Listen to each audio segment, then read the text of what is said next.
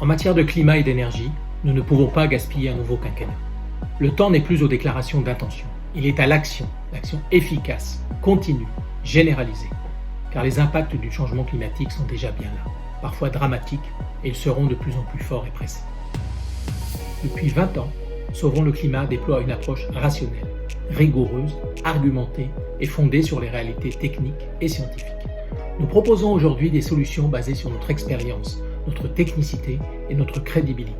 Il faut que la France mette l'efficacité de l'action au cœur de ses politiques. Cessons les débats stériles, cessons les choix dogmatiques ou démagogiques et méfions-nous des solutions irréalistes ou qui n'ont aucune rationalité industrielle. Des technologies qui sont disponibles peuvent nous ramener sur les bonnes voies. L'électricité va devoir remplacer les énergies fossiles, le charbon, le pétrole et le gaz naturel, qui sont tous émetteurs de CO2.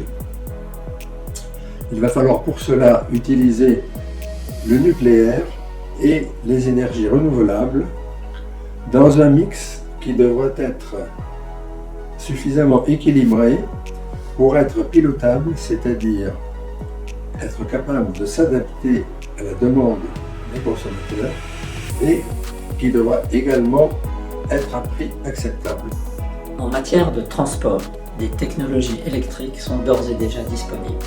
Il faut s'y engager résolument, en particulier en développant très rapidement un réseau complet de bandes de recharge.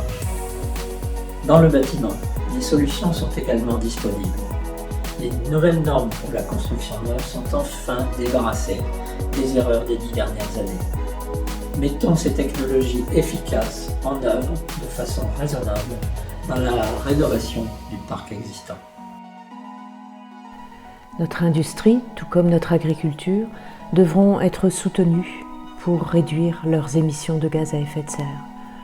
En la matière, la priorité devra être laissée à l'initiative et non au carcan réglementaire. Reprenons le contrôle de notre politique énergétique. Les solutions concrètes sont détaillées dans le livre blanc qu'a publié Sauvons le climat.